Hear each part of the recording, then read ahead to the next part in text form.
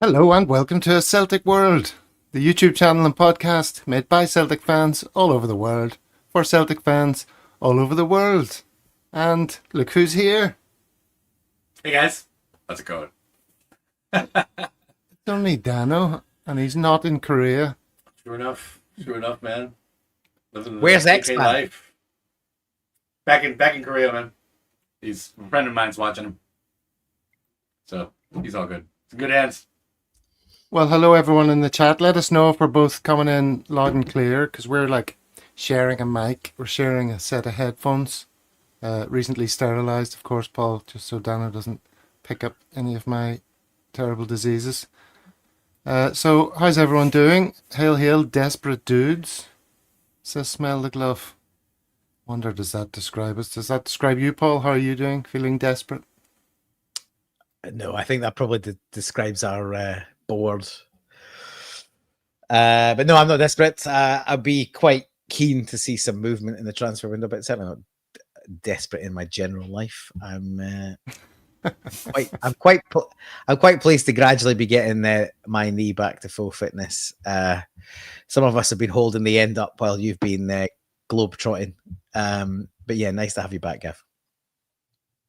Oh, thank you indeed. Yeah, I forgot that. Is this the first time we've seen each other since It is. since I came back from Japan? Yeah. So I suppose we should start with asking Dano, what's he doing in my house? Sneaked in. Snuck in. Yeah, nobody was looking. Just What are you doing in KK though? wanted to, escape from Brunei, man. Had a little bit of work situation that I resigned from after a few days down there. I was supposed to spend a month in Brunei, but man, it was a mess. So left, came to Malaysia for a few days, man. Gonna go back to Korea on Saturday. So But people think of the Sultan of Brunei and think it must be like a really opulent, snazzy place. Is it? not at all. Must be, I don't know. Must be one of the most lo-fi, unimpressive countries I've ever visited, even though the people are incredibly lovely. Yeah, it's just, yeah, it was not for me. Yeah, Brunei's boring. It's dry, isn't it? Boring, man. Boring. Dry.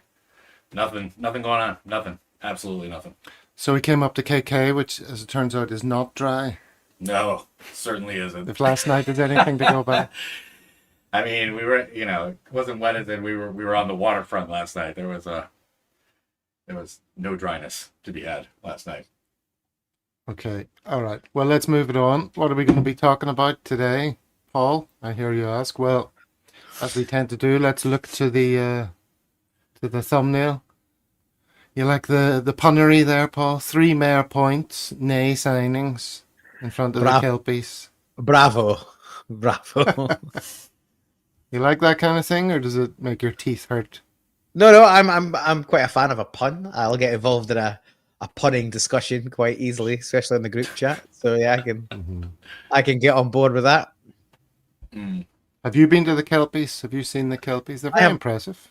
I have not been to the Kelpies. They went up after I left the country, and I've only been back, I think, once since they did go up. And that was just there briefly back in August, and I had some other commitments and family stuff to do. So yeah, haven't seen them. We'll do at some point, probably on my next visit back to the homeland, but that is yet to be scheduled, so we'll see. Now Lewis is meant to be joining us. Lewis, who's in Seoul, the Seoul CSC, where Dano lives now, actually. So it's going to be a bit of a Korean flavour to tonight's show. Is Dano relocated? He's relocated to Seoul. Yeah, I moved to Seoul in October. Yeah. Man, Gangju no more. Gwangju no more. Yeah. No, it's good to be back in Seoul, man. I actually went to the CSC for that Rangers Derby debacle, but so I did meet Tom, but I don't think I saw Lewis there.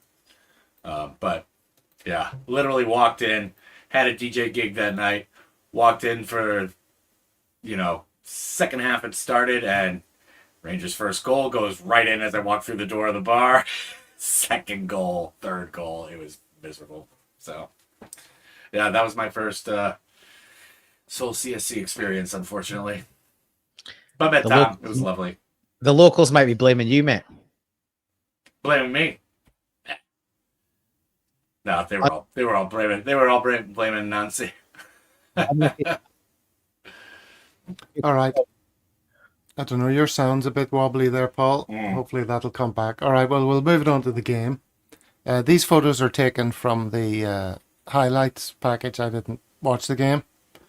Dano and I were out imbibing, and then fast asleep throughout the night because it was a ridiculous kickoff, wasn't it? Yeah. Wasn't it? I don't even know. what time- Five-ish. Well, forget it. Didn't Something watch like it. 3:45. 3:45. Some of us were up for it, mate. Mm. Okay. Well, you can talk us through what we missed then. So on 23 minutes, Wilson gets past KT, Paul. This looked like it was definitely going to be a goal, didn't it? Mm. Look at this Yeah. still here. It's like, that's a goal. That's the last thing you see before a goal goes in. Mm. And I didn't Yeah. hear the commentary and stuff, but what appeared to happen was like, well, he put it wide. And it was like a combination of Scales and Trusty, but I think this image suggests it was definitely Scales got a foot in. Is that what happened? I think it's just pressure, right? The concerning thing here is Wilson absolutely smoked KT. KT had a bit of a head start, and Wilson left him for dust. I think he's quick, but it was a worry. Like, it was one simple ball over the top, and he was away. And as soon as he cut across KT basically backed off and lifted his arms in the air. Obviously, he couldn't touch him. It's been a penalty. Yeah. I think the surface might have something to do with this, and he's moving rapidly. So he's been basically bearing down a goal in one direction, and he obviously has to shift the ball and shift his weight across as Schmeichel comes out to close the angle. Now Schmeichel does a good job. Like, he gets down, and he makes himself big. But yeah, the still probably doesn't do justice to he was absolutely flat out. Then he shifts it, and his body weight, as he's trying to wrap his foot around it, he just sort of, as he shifts his weight, he just loses his footing, and he starts to sort of slip and fall backwards, and he can't get enough of his foot around the ball. So if you look, he's just about to strike it there. So, like, I don't think Scales gets back close, but he doesn't impact the ball at all. And yeah, he just basically, no, he doesn't, because if he did, it would be a corner, and it wasn't. It was a goal kick. So he just doesn't wrap his foot completely around it, and he's losing his balance, and he sort of puts it high and wide. So yeah, he should still probably score, but yeah, he's moving at pace, and as he shifted himself, he hasn't been able to keep his foot in, and it's basically training, and it's an artificial surface, and he's shifted his body weight, and all of that means he's lost his balance, and he hasn't been able to finish it. 2 plastic pitches in a row is a worry for KT. Played 90 minutes. Played 90 minutes as well. Yeah. Yeah. I mean, everybody in the chat is saying he looked pretty leggy. He's just not the same last night. But I don't know, man. I mean, somebody else was saying 90 minutes of my life I'm not going to get back, and that kind of seems to be the general consensus about the game last night. Eh? KT did do well not to give a penalty. That's what I was thinking. I thought, it's definitely going to be a penalty the way he cut across from there. I mean, how many times do you see that? All the time. He didn't, and then the ball went harmlessly wide, as it happens. What do you mean, like Scales cutting across it? No, KT coming in, the way the guy sort of skinned him. It was like just before this image. Mm-hmm. And got in front of KT, and he did visibly sort of halt his progress slightly so as not to clip his heels. Yeah, right at this point he stops, and then the next half frame he would have his hands above his head, sort of try to get out of the way. So yeah, okay, well, that was the first incident. Let's go back to these picks then. So we narrowly survived that one. Now we're on to 26 minutes. Maeda dropping deep to get the ball. This is our central striker, and look at the position he's in to try and get involved in the game. So he drops really deep, and if you're going to do that, the last thing you want to have is a Dyson Maeda first touch, which he does, and it results in a pretty scary moment. Goes through and has a shot. You saw this, Dano? Just on the YouTube SPFL highlights. So what do you make of that? What does that tell you about the team and the shape? I don't know. I mean, yeah, it shows we still have issues. I mean, everything's not completely consistent. It's much more consistent than when Nancy was here, but we're still kind of struggling to find an identity, and I don't know. At moments we just look like we're gonna give it up still. So If this was the tactical review, Paul, what would you and Anthony be saying about this incident, and what does it teach us? Well, I just think he's under pressure when he receives the ball, and we know he's not got the greatest touch, and he's extremely deep already. I think we were guilty of overplaying quite a bit in this game. Like, the surface was dreadful. It was pissing rain. They were on a high press. They're in good form, and we were off it and out of touch. I just think there was an opportunity to knock it over the top and do some simple stuff more often than we took the opportunity. And we kind of overplayed a bit, and players were just sort of half a yard off. And yeah, I disagree with that comment that he's never had a good touch. Like, when he was on fire last season, some of his first touches were brilliant. One touch, Yeah, great he finish. learned how to have a good touch for one season. Yeah, I mean, when he first joined the team, it was bad. But he was he was taking a touch and lobbing goalkeepers with delicate clips and all this. It was like a different player came and inhabited his body last year. But he's back to the Maeda that we've sort of seen more of. And yeah, his touch wasn't great, but it was a bad, like we talk a lot in the tactical review about the position that you feed a pass to somebody. He's completely facing back towards his own goal. He isn't on the half turn. His only place to go is back, and he's got a defender right up his backside. So if his first touch isn't great, he's getting the ball nicked, or even if his first touch is good, his only option is to come back the way it's gone. It's not a great place to be putting him under pressure. And I do think we were guilty of playing bad passes to players that were heavily marked kind of for a good chunk of the evening. So yeah, it's not a great touch, but it's a crap pass to give in the first place, and the defenders got right on top of him. But they break really well, as they did. Like, these chances from the highlights don't do the whole story. That chance that you got where KT did well to avoid a penalty, that wasn't the first chance of the night. There was one or two before that. Honestly, they could have been out of sight before we scored. 2 or 3-0 at halftime would not have. I don't think that would have flattered them. Like that's how dominant they were, and that's the chances they created. But they didn't take the chances, and obviously we created one and we took it. So, I think I put a couple of group chats that was basically a heist at halftime. That's how I felt. I stand by that. On the balance of play, there's no way we should have been going in 1-0 at halftime. But you absolutely take it. There's sometimes games like this where throughout a season, especially a season if you're going to win anything, where you've just got to get a result. It's 3 points and up the road, as the saying goes. So this is absolutely an example of that kind of match. And let's be clear, a match we wouldn't have won under Wilfred Nancy. Not a chance. Absolutely not. No. Interesting what you're saying about, receiving the ball like that. I've just started coaching under 13s here in a local school. Word of my football knowledge has spread clearly, and I'm preparing some drills for the good. We sort of divide them into 3 groups for the good players, and one of the things I want to talk to them about is how you position your body to receive the ball, and your field of vision and your ability to turn, and knowledge of what's around you and all that. Because receiving the ball like that is just a terrible situation to be in. You're just expecting to be clattered from behind because you don't know what's there, as he duly was. So yeah, I'm sort of hoping to inspire young minds here in Malaysia, trying to improve the standard, which is very poor. Okay, here's your boy, Paul. This photograph shows you the post. Yeah, this is Engels taking the corner right to the far post, and it gets nodded down by Negrin. Not like us to score from a corner, Daniel. I know, right? Yeah. Well, you say that, but or something. You say that, but we scored quite a few. We scored quite a few when O'Neill was in interim charge last time. I think we scored 4 goals or something from corners and set pieces out of 8 games. It's in that kind of ballpark, and he's at it again. Like, I'm still critical of how we set up for corners. Like, you look at teams, like what St Mirren did to us in the cup. You've got players running from everywhere. scattering around. There's loads of movement to make it difficult for markers to pick up. We don't do that. Like on an in-swinger like this, we chuck as many bodies as we can in the 6-yard box and make it a crowd scene. On an out-swinger, we put everybody in a bit of a bus stop along the 6-yard box to the penalty spot, and we do a little bit of shuffling and movement, but there isn't much.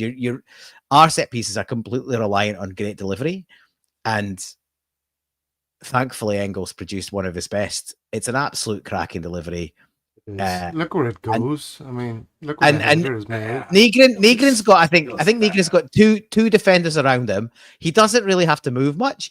All he does is judge the flight of the ball well and nick in with a glancing header. And I didn't celebrate this because I was convinced because it kind of, I couldn't see how it went in, and it was bloody 4:30 in the morning or whatever it was.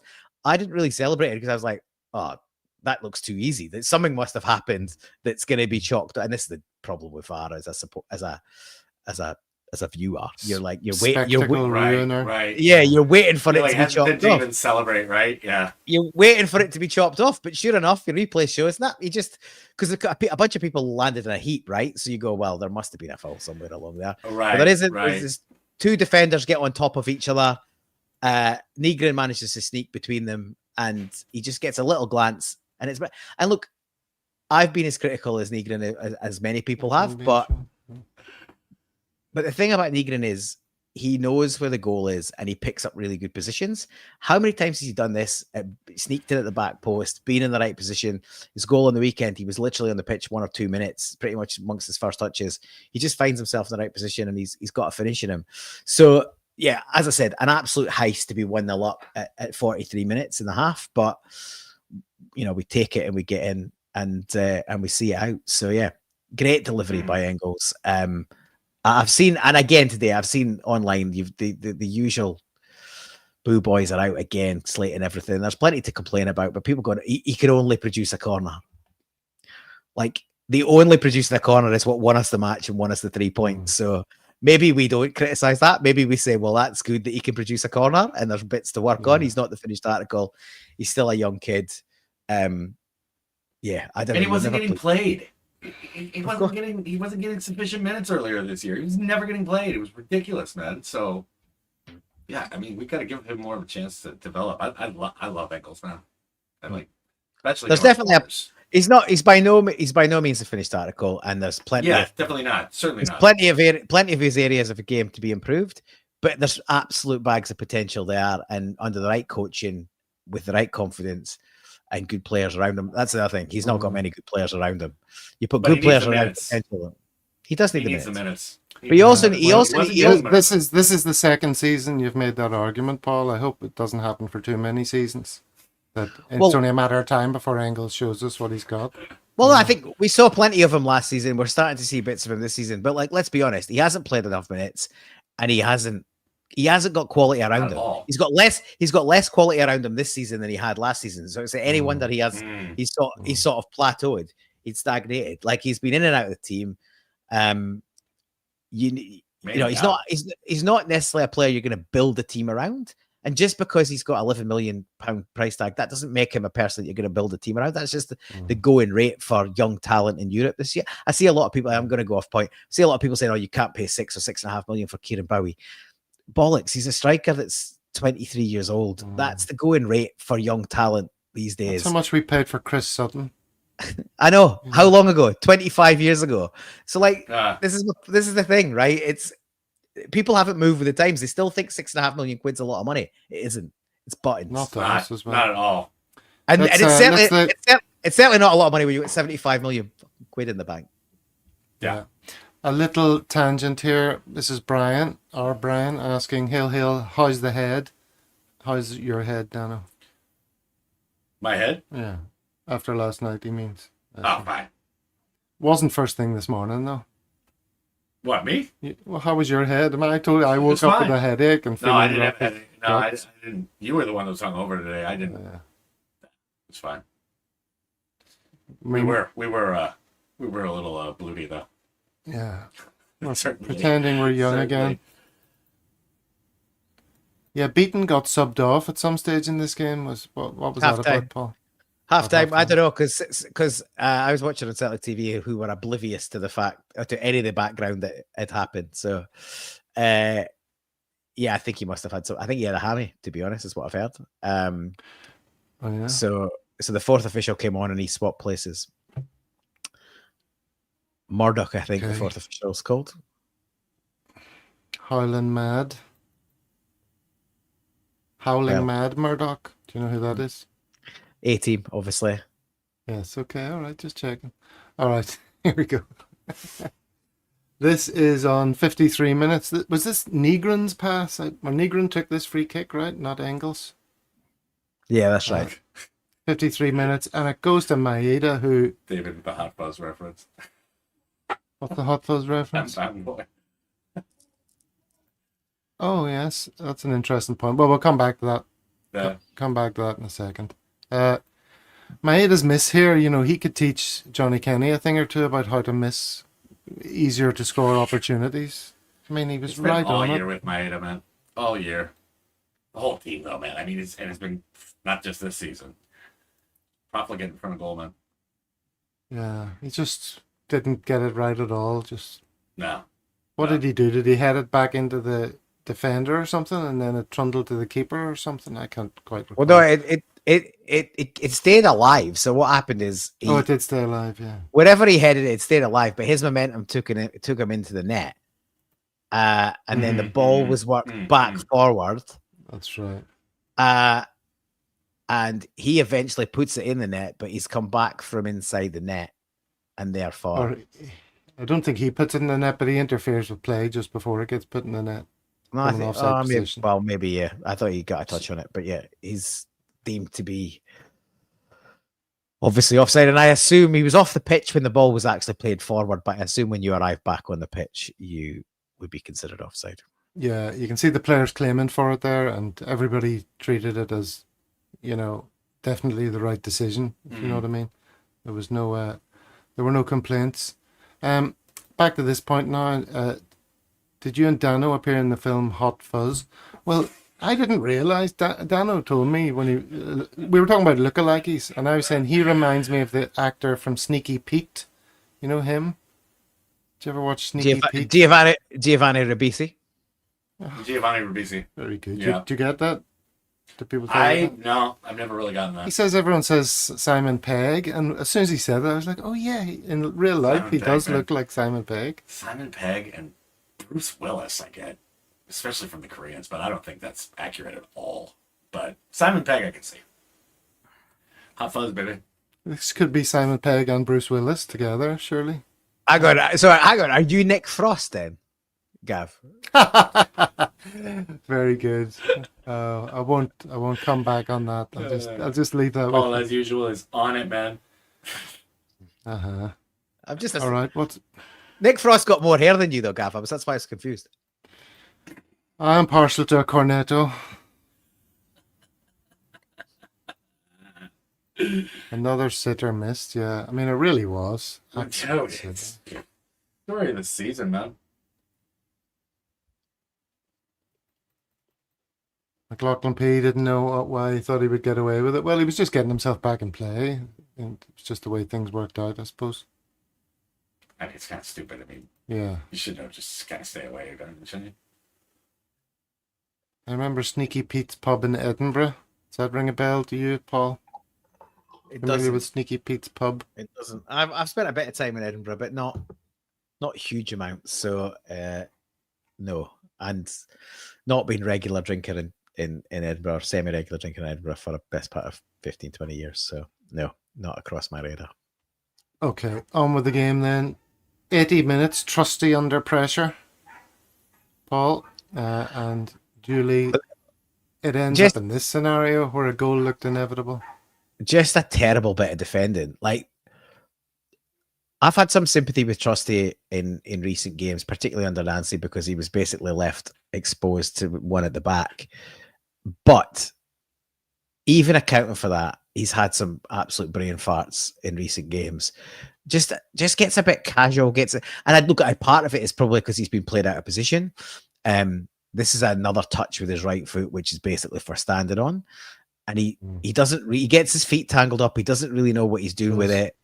He doesn't make a pass. He doesn't really, and he ends up sort of shifting it from his left to his right or letting it fall to his right, and then he does a sort of half-hearted nudge with the instep, and it goes nowhere, and he gets robbed, and they're in behind. It's not dissimilar, albeit slightly different, to the poor pass that he played with the outside of his boot in the last game, and they nearly got nicked in behind us. Yeah, he's. Don't get me wrong, I think Trusty's been generally pretty good for us, but he seems to always have one of these mistakes in him. And we're really lucky that in each of the last two games he's done one and we've got off with it. Scales saved him on the weekend with a great recovery tackle and block. And I think Schmeichel gets him out of jail this time. But yeah, he's got to cut these basic errors out of his game. And look, maybe it is because he's playing on the wrong side, but if that's the case, we can't just keep doing it. We need to strengthen. Well, Dan, here's another still. I know stills are misleading, but if someone was to show you this picture, you'd think, well, surely this guy's going to bury it. Scoring. But yeah. Thankfully, Schmeichel did the business. He was absolutely brilliant at this. This is a game-winning save. I mean, from what I saw, the highlights, good game.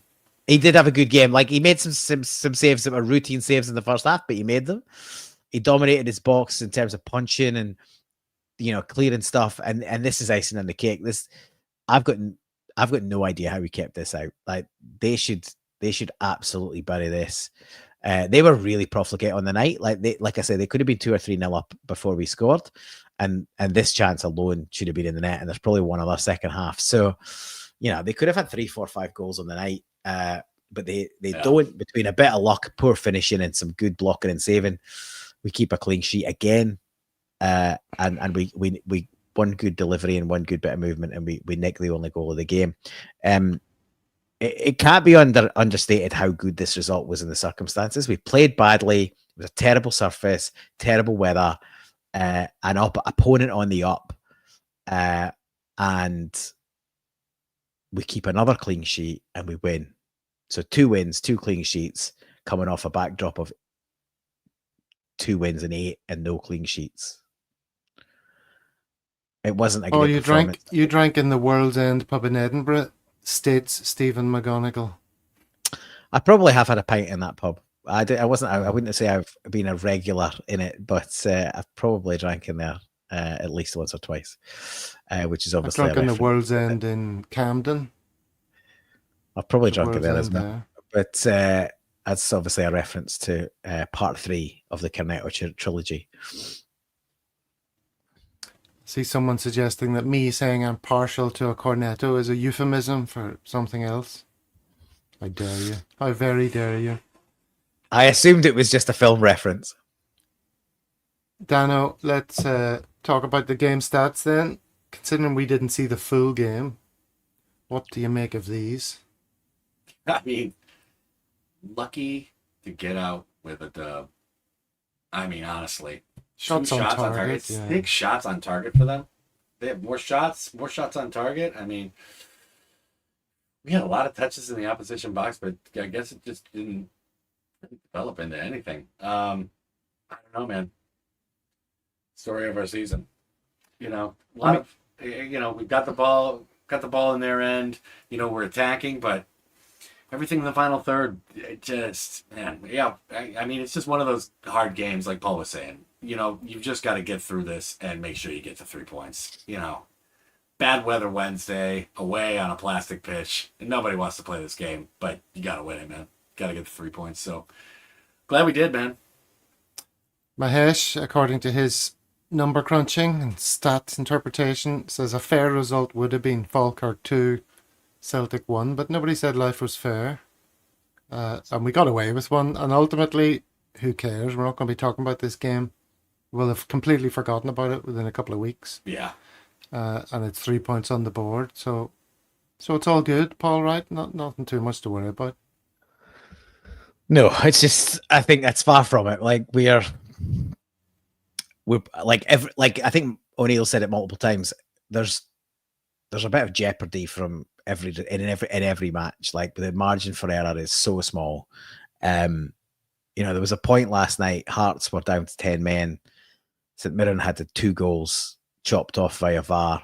Believe they were both offside. Haven't seen them, but at that point, Hearts down to 10 men first half, 2 goals chopped off. You think, well, St Mirren are our favourites for this. They're gonna at least get a draw and potentially a win.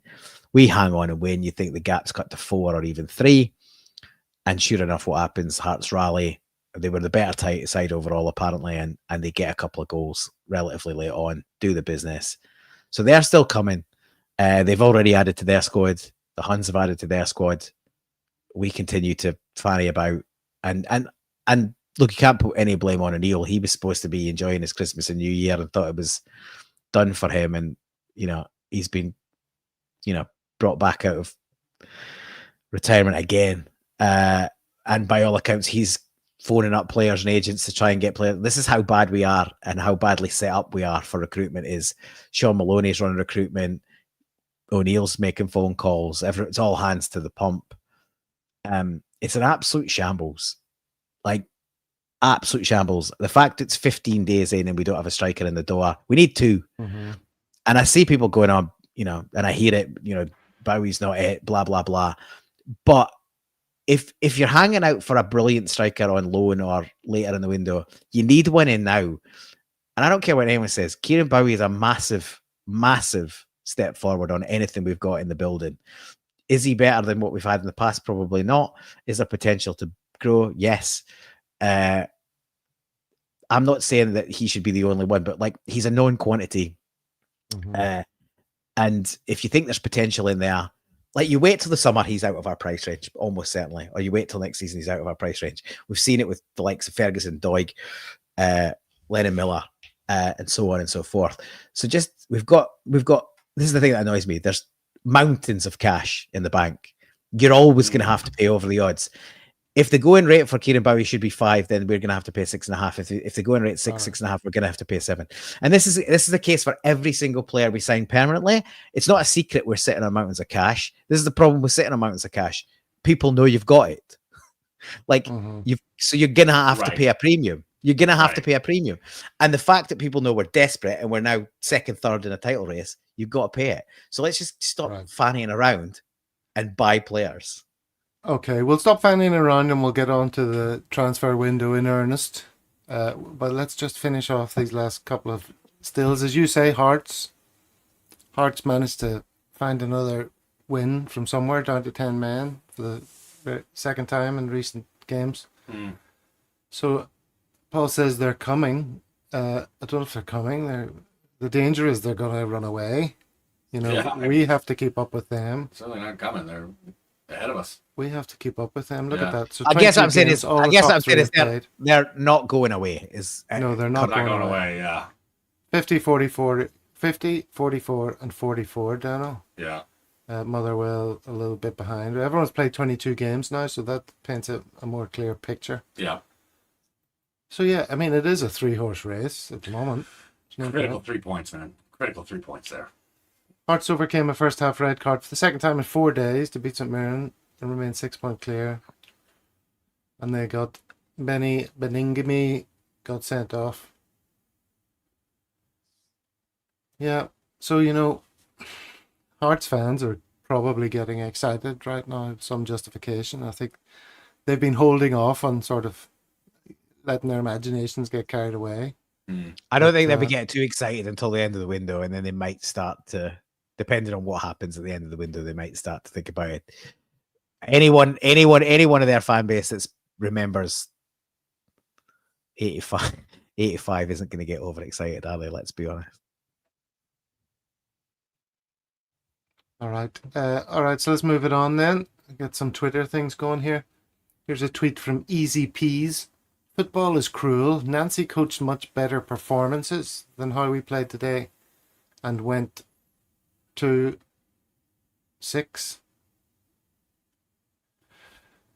Dano, is it true that Nancy has coached better performances than that? And is it true that Nancy would have definitely lost that game? What's what's O'Neill doing that Nancy isn't? I think what's definitely true is Nancy would have lost that game. I don't think there's any doubt about that. and I don't know what it is. I mean, is it the lack of inspiration that Nancy, created within the team, within the individual players? What the difference was, but I mean, it clearly just wasn't working. I mean, I don't know if it's just, you can't put one reason on it, but I think with Nancy still in charge, we definitely would have lost that game. Did Martinoneill just kind of get lucky? Did we all just kind of get lucky? I think so, but Nancy with 3 guys at the back, we would have given up 3-4 goals, man. Yeah, that's the thing. That tweet's totally in disingenuous because he played some reasonably attacking and exciting football at times, but he was wide open at the back. As soon as teams got at us, we were completely exposed. Yeah, naked, man. And it assumes I don't mind letting chances slide at the far end if you're knocking them in for fun at the goal scorer end. Right. And if we had a half decent striker, we would have been scoring 3, 4, 5 goals a game under Nancy. So it didn't really matter if you leaked 1, 2, 3, or 4 because you probably win by the God goal. But we didn't have a striker and we didn't have a defense. It was an absolute shambles. So to say he was putting in better performance is absolute nonsense. One, he was only getting a half out of the team at best because other coaches were working him out, and 2, he was good going forward at times, not always. But his setup at the back was an absolute nightmare, and it was an accident waiting to happen. So I'm not having it that he was playing better football. It was terrible last night, but I imagine that Falkirk had a load of chances with a team that was relatively secure at the back and managed to keep a clean sheet against the odds. There's not a chance we keep a clean sheet with Nancy's setup, and I dare say we might not have scored the goal either. So who knows? I think we better give some credit to, these kind of posts are getting stuck in my eyes from Stephen McGonigal. We should sign Bowie for 5 years, he says. And then later on, Bowie would be good because we need changes. I don't think we need to spell out what's going on here. Let me check if there's any more. There were a lot. There were He's a not lot earlier. squeezing in China girl, so. Yeah, right. No, he's not. All right. Okay. At least with Nancy gone, there hopefully there'll be no more young Americans. Oh, yes. Okay. I think Nancy was queen bitch, man. Oh, I'm under pressure to think of one, but I can't. All right. Let's go. Huge man of the match performance from Schmeichel. I don't know if that's huge man of the match or it was a huge man of the match. Yeah. Double on top for sure. Yeah. Both are true. Yeah, you got to give the man credit. He's been under the cosh recently, hasn't he? Yeah. I mean, yeah, it's good. It's good to see him having a good performance, man. Because, I mean, started letting goals in when Nancy was in, and everybody's, he's overweight. And they were getting on him, man. So, and I like Schmeichel, man. I just like him. Sligo boys trying to join in here as well. A couple others doing it. This Pop was at the game, huh? Saw a couple people say that. Who's Papa? Oh, Casper Schmeichel. Yeah, Casper. I thought that was a Bowie reference I didn't get. Big Peter was there. Yeah. Oh dear. Okay. Casper's dad. Yeah, all right. So fair play to him for that. Next point I wanted to talk about was Martinoneill's words. He was asked about the narrative around the board being hesitant to bring players in. And his answer was that's not the case at all here from the board. The board have been very, very helpful. He then goes on to explain how over Christmas he wasn't looking at players, as you mentioned earlier, Paul, but getting a lot of help from the backroom staff, and says we've got a little bit of time. Quotes, no one is stopping me. We're trying to do our best. Now, Dano, when Martinoneill starts talking like that, like some people are not best pleased. Here's something from Blue Sky, Al Garve, Celtic. I love Martinoneill, but he can't continue with this tone of voice around signings. Everyone knows it's a shambles, Martin. Don't sugarcoat it, and please don't be part of the problem. I don't like that. I mean, there's a difference in being, honest as a fan with what you think about signings and all that type of stuff. And yeah, we all know that we need something to happen right now, right? But it's another thing for the manager or something to say that, and then, I mean, if you think there's like, you know, sharks swimming around, blood in the water with our cash reserves, well, if the manager says something alarming like that or desperate, and just keeps it way open and honest, I mean, I think that only makes the problem worse as far as, you know, people trying to gouge us for a few extra bucks. So, yeah, I disagree with that.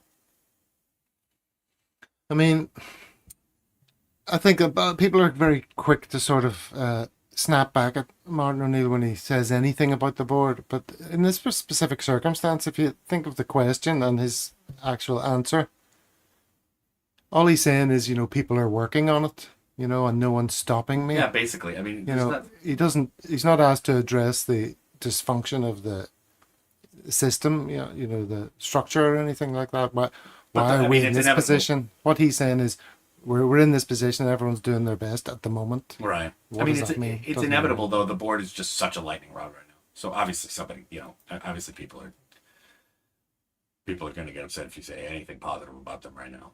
Yeah. You know? And I don't know if you heard that interview, Paul, or if you did, Daniel, but can I just check that we all know how to spell the word imminent?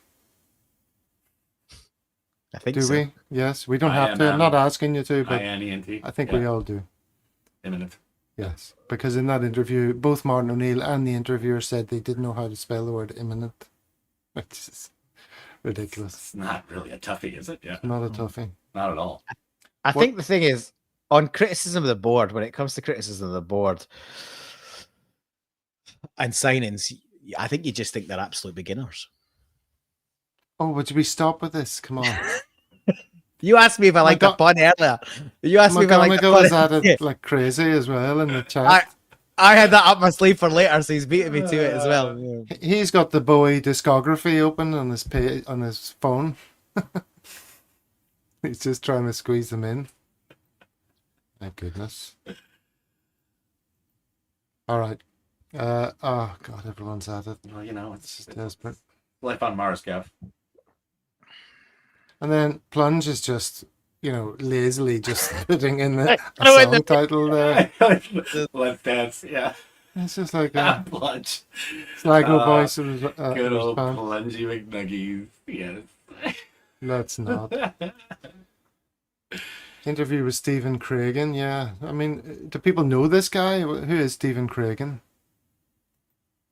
Yeah, he's ex-Motherwell. He's the ex-Motherwell player, and he's always been around the pundit. He's ex-Motherwell. He's from the North Island, from the wrong side of the North Island, from Motherwell, and he's never been a fan of us. So he's always looking for an opportunity to put the boot in. Half decent player back in his day, but been a long time since that. He's one of these pundit. He's one of these pundit ex-players who talks about the game like he was a superstar. But there you go. Yeah. Do you think Casper or Peter Schmeichel have more fame? Which of the two? Yeah. Oh, the dad. I can't resist the Bowie stuff either. That's another Bowie pun. Right. Okay. I'm now officially not going to highlight any more of them. Here's Celtic. Here's Mahesh coming in with a sensible point here. Celtic need more eminent rather than imminent. Need to get the recruiting right rather than quick. Well, there's getting it right, you know, for the long term, and then there's getting in people who are going to do a job for us this season. So, you know, quick is important as well. I'd rather get somebody than... Yeah. Nothing but a hatchet man was Craigan, according to Dexter. Quite a few new faces in tonight in the chat, or faces that we don't see that often. So, let me implore you, if you haven't already, like and subscribe. Please check below. If it says subscribe, it means you haven't. You might think you have. But look, you don't want to listen to me telling you to do this, so I'll hand it over to one of our international viewers to... Yeah, and Plunge, you're late on fame. I already got that one, dog. but anyway. How's it, bro? Loving a Celtic world. It's fantastic. Definitely worth a subscribe, hey. Definitely worth a subscribe. Definitely. Right, I'm not going to put up any more of these, so you're wasting your time in the live chat going through the Bowie discography. Martin O'Neill has urged Celtic fans to stay patient in the transfer market, insisting new signings are coming in as the club looks to add quality, eminence, one might say, and keep the title race alive after a scrappy win over Falkirk. Now, I don't know if you saw... Quality eminently. Imminently, yeah. I don't know if you're across, as you like to say, Paul, all of these players that we've been linked with, but there's a few that are like seemingly a bit exciting, are they not? And I know we don't like to talk about transfer speculation on this show. We're not one of those. You know, there's some channels, some YouTube channels that just come alive when it's the transfer window. You never see them all year long, and then it's just article after article and video after video about players that we're linked with, and they've got tons and tons of subscribers. It's a bit frustrating, but anyway, Franco Kovacevic, Paul, talk to me about him. Do you know about him? No, I don't. And yeah, I saw you put the links in the prep, but I haven't done much of the prep because for the very reason that a lot of this is nonsense, right? He looks like he's a solid striker. I think he's operating in Croatia and the Conference League, reasonable size, okay record at that level. But there'll be another if no one signs in the next day or two, there'll be another 2 or 3 names tomorrow, and so on and so forth. So apologies if that's not the answer you were looking for, but I'm taking a lot of this with a pin. Like this time of the window annoys the hell out of me because every day there's a new 2 or 3 names and then they're gone within that same 24-hour period. So yeah, Totally agree. So you're taking it with a... I'm taking it with a pinch of salt. If you wanted to really emphasize that point and still use the salt metaphor, what would you take it with? A handful of salt? Well, this is it. People say, oh, take this with a great big bag of salt, right? If they want to say, like, really, don't give it too much credence. But surely, if you're making... I imagine someone stirring a big pot of soup on the stove, right? And then it says, add a pinch of salt on the what do you call it? Not the menu, the recipe. Add a pinch of salt. And a pinch of salt does nothing, obviously, to a big vat of soup, which would fit, so take it with a pinch of salt means a small amount of salt that doesn't have any real effect on the overall picture. So if you want to emphasize that, surely you should say take it with a grain of salt rather than a great big bag of salt, because a big bag of salt is going to affect the soup. You get me? I do. So, that's not the origin of the word, the expression, though. What is take it with a grain of salt? I've heard something different, but yeah, I forget what the actual etymology of it is, but I thought it was something a little more like superstitious. Spilling salt and spilling salt on the table was bad luck. Yeah, people would throw, like in Dumb and Dumber, throw it over their shoulders to avoid bad luck and curses and stuff. But yeah, I don't know. Yes, I'm Pang Boy. We're just talking about interesting terms. Michael is enjoying the chat. Anyway, take it with a pinch of salt. All right. Well, some people say take it with a great big bag of salt. I've never heard that expression either. Actually. Oh yeah. I've heard pinch or grain, but not. I've never heard grain. Big bag of salt. Yeah. All right. Anyway, are you still with us, Paul? Are you looking up the derivation of the term? I'm trying to, but it's quite highbrow. There's some Latin in there. Yeah, let's move on. It's a grain of salt in the States and pinch in the UK, by the looks of it. I've heard pinch though. We'll say that too. But usually grain you hear in North America, yeah. But people will say pinch of salt as well. That's a very pithy comment there from Glasgow Celtic CSC. Something I've never been accused of before. All right. Let's move it on now. Apparently, one. do you want the little bit of background on this? Maybe not. Okay, There's I think we're losing viewers fast, but go ahead. The Latin phrase basically means can be literally translated with a grain of salt or with a grain of wit. So, the Nah. that's the history. Oh, say, so a grain of either of those things is a small, minuscule thing that has no great effect. Actually means with caution or take it cautiously. Mm. Oh, because that could be more to do with your... But that's what I thought. That's what I thought it was from, man. Anyway, okay, don't multiply it up. Nah, who cares? Stephen McGonagall, this is very meta. Is it meta? Gav, take that comment with a pinch of salt. I see what you've done there. All right. Celtic and Derby County, according to Anthony Joseph, are among a number of clubs across Europe who've expressed an interest in Chelsea striker David Datro Fofana, who we were linked with before. It's understood Celtic are exploring a possible move. Do we want to talk about this one or just go wave it away for the same reasons? Let's talk about the language that's used when we are interested in anyone, apparently. We're exploring. We'd like to be kept in the loop. We want to be kept abreast. We've expressed it as just decide who you want and pay the bastard in money. Like we've got oodles of the stuff. Just work out who you want, pay over the odds because that's what we'll have to do, and get them in the door. Like it's not complicated. Obviously, we're gonna have to pay over the odds. Everyone knows we're sitting on the cash. You're gonna have to pay the player more wages than you would ideally want to. You have to play the club more money than you'd ideally like to want. But if you want them in the door, that's what you're gonna have to do. It's it's bastard and boring at this point. Like everyone knows we're sitting on a fortune. You're gonna have to get some of it out the door to get anyone in. Yeah, but for Christ's sake, man, go back to Ange and like decide who you want in December. For fuck's sake, like what is it? We're back to the old ways. I mean, that was one thing that was so refreshing about Ange. Transfer window opens, bam, like a couple players in, shoot, and you know, he got good deals too, man. So yeah, but again, manager led though. Like this, we've been talking about this for years.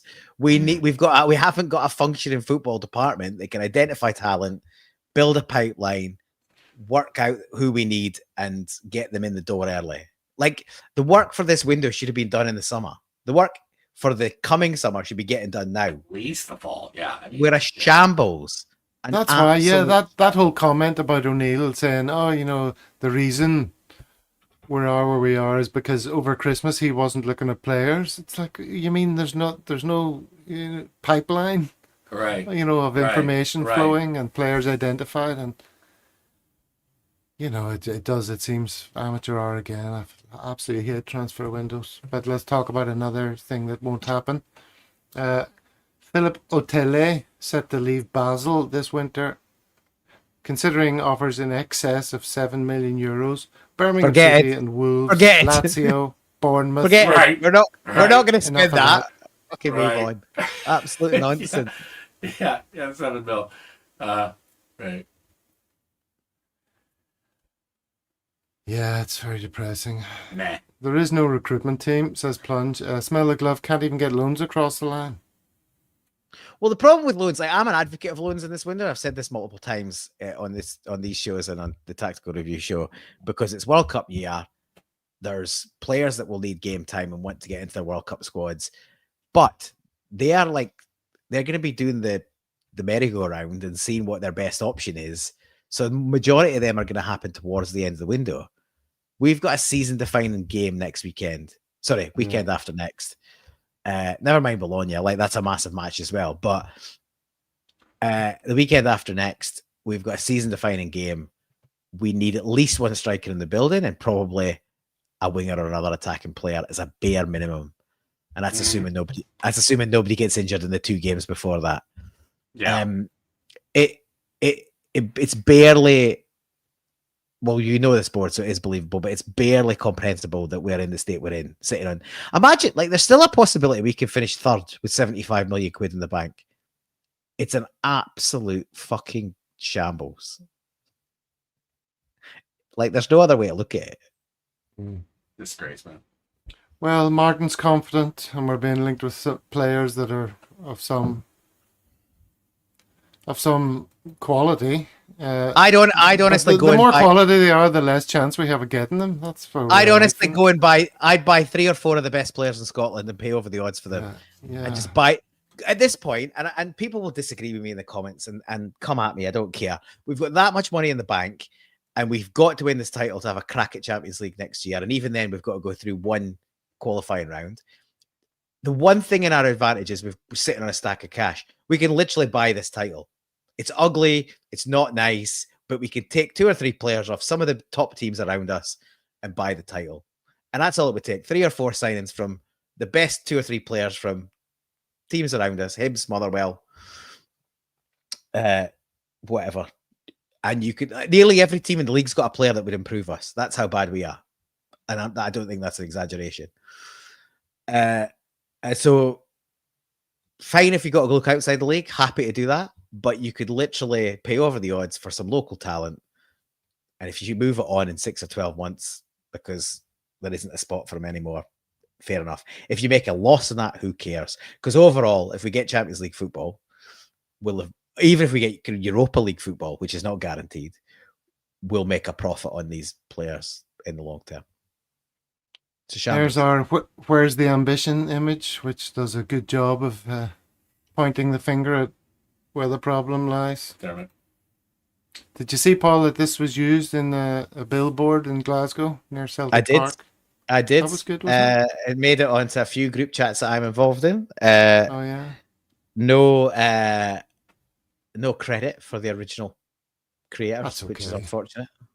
Oh. Nah, I think you want to be getting a little nudge in the Yeah. and a bit of credit for it. We're all part of the same Get the family. nod, man. Get the nod. Gotta get the cred. Sharing is caring.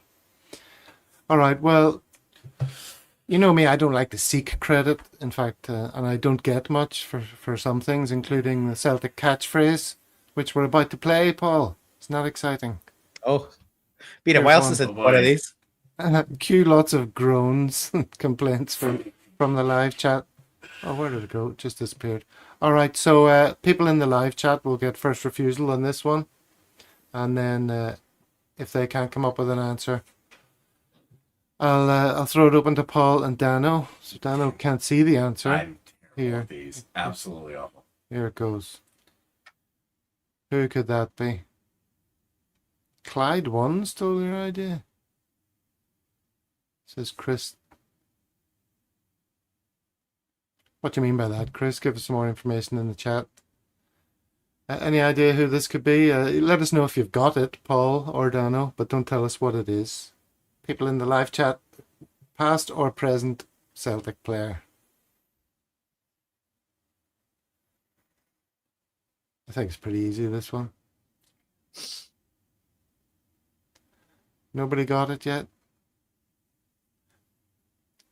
Dano, would you like to hazard a guess? Oh, right now? Yeah. Griffin? Say again? Griffin? I can't get the cam. No. Paul's going to steal. I'm not. Over to- This is a shambles. What do you mean it's a shambles?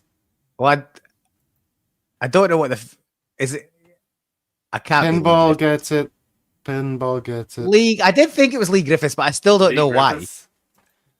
Lee, Derry Lee, Griffin thought- without the hang on, without I'm the not- in. I'm not having that. Is that Derry Lee? Okay, That's okay. not Derry Lee. It's Baby Bell. Is it not? Derry Lee. That's Is Derry it? Lee. Right. It looks Yeah. like Baby Bell. Griff. The answers are Griff. flying in. People are Griff. getting it I all thought- over the place. Hang on. The Laughing Cow's definitely Baby Bell. I'm not having that. Man, you're not having that. And then Lee. Anyway, we'll come back to that. Lee Griffiths. Fifths. Okay. And you've taken Oh the. dear. Oh Don't do no! that. What have you done here? Could have had something embarrassing on my screen there. Thankfully, we've stopped watching Yeah, that yeah, 5 yeah. minutes before we went live. Yeah, Dano. yeah. I mean, but the Pornhub is always streaming, you know? You're looking up Derry Lee now. Well, actually, Gav, there's actually a brand called the Laughing Cow, so it's not Dairy Lee. It's Oh, is Dairy it Lee not? do triangles. So Laughing Cow Griffiths. Good. I don't know who the player that's called that. Did he change his first name? I'm not looking Hey. for any credit. There you go. There you go. You made a shambles of it. La vache qui rit in geez. French. All right. Is I there mean, one it's that's close. better? Is there one that actually works? Or is it just this Nah, one that was a that'll do. shambles? That'll do. That'll do, donkey. That'll do, cow. That'll do. What game? What's the next game coming up? Is when? When's the next fixture, Paul? Auchinleck Talbot on the weekend. Oh, that's right. Where is that?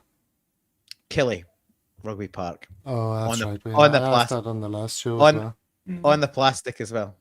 Again. Fun. Oh, goodness. All right, but that should be a routine cup victory and not a, Auchinleck go ballistic. Well, I think if Nancy was still in play, I'd be crapping my dacks, but I think we'll be all right. And I hope we rest Well- some players, unless we've got some new players in the building that need to get some minutes. But I'm not holding too much hope of that. Not holding out too much hope. All right, well, on that bombshell image of Paul crapping his pants or whatever he said, his kecks. Sorry, Dax. Dax. That's a bit of an Aussie phrase. Crapping your Oh, Dax. Dax. Crapping your tacks. You've changed, Paul. Well, Changed. I've got the passport. I've been here a while. Got a few phrases up my sleeve. Got the passport. Good man. All right, well, look, we'll leave it at that. We'll be back on Monday to review the activity of the weekend, both with the regular show and the tactical review with Paul and Anthony. All right, everyone in the chat, thank you very much for your contributions, as always. Couldn't do it without you. I mean, we could, but it's great to have you there, and it's good to interact with your contributions, isn't it? Isn't it? Tell the people how much we love So them, many more Dano. words, sure. Tell Yeah. them how much we love them. You already did it. It took forever, so we're fine. We Right, love that's you the guys. last time we're having Dano in person. Guarantee it. True enough. All right, if you haven't already, please subscribe, and we'll catch you on the next one on Monday. All right, everyone. Until then, hail, hail. Hail, hail. Hail, hail.